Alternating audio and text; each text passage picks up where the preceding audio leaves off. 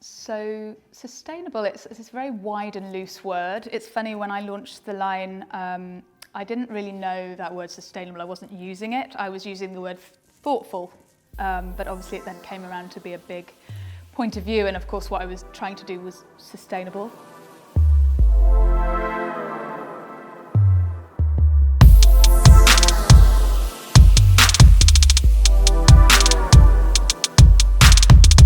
11/6 started when I felt I needed a change in my life. I'd been in corporate fashion, heading up knitwear departments in Calvin Klein and Club Monaco for 15 years in New York. And I took a personal trip to Peru, and I saw before me what could become a very compelling brand. So I would be inspired by something to start a collection. And then I create a palette based on my inspiration. From there, I start creating and developing fabrics and stitches. You know, knitwear is creating the fabric from scratch, so it's a little bit like a recipe. I'll then start sketching into ideas, using the fabrics from swatches, seeing what worked. It's definitely a very planned and executed collection. We have to be sustainable in that point of view. We've got Nordstrom's, we've got Shopbop, Saks and Bloomingdale's. So that comes after people have got faith that you really are a legit knitwear line that can deliver. So the way we're sustainable is in a few ways. We know where our work is going. We work, it's women supporting women, which in turn we're helping the community, and in turn helping the family and the towns develop, from giving them work. Going back to the word thoughtful, everything we do, we try to be, environmentally thoughtful. We can't eliminate shipping completely because we need to get the collection here, but, even down to the way I develop the line, there's barely any dropout. It's really considered. We might lose one style because it just didn't work or it doesn't feel right in the end, but we develop very leanly. We're not overdeveloping lots of samples. It's very much a thoughtful process. We've tried to come back to a point to create a brand that is meaningful because of, it's timeless, it's something to keep, it's not throwaway. So that's why I think we stand out.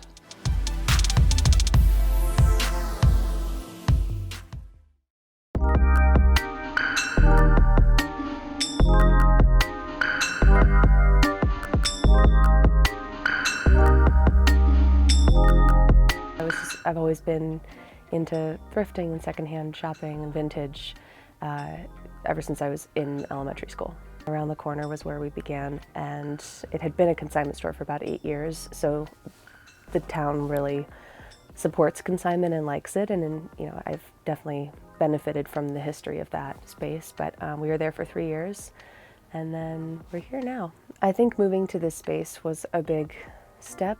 It felt like a serious declaration that this was what I was going to do, getting a longer lease, having a bigger space, being able to sort of create something as opposed to just moving into a space.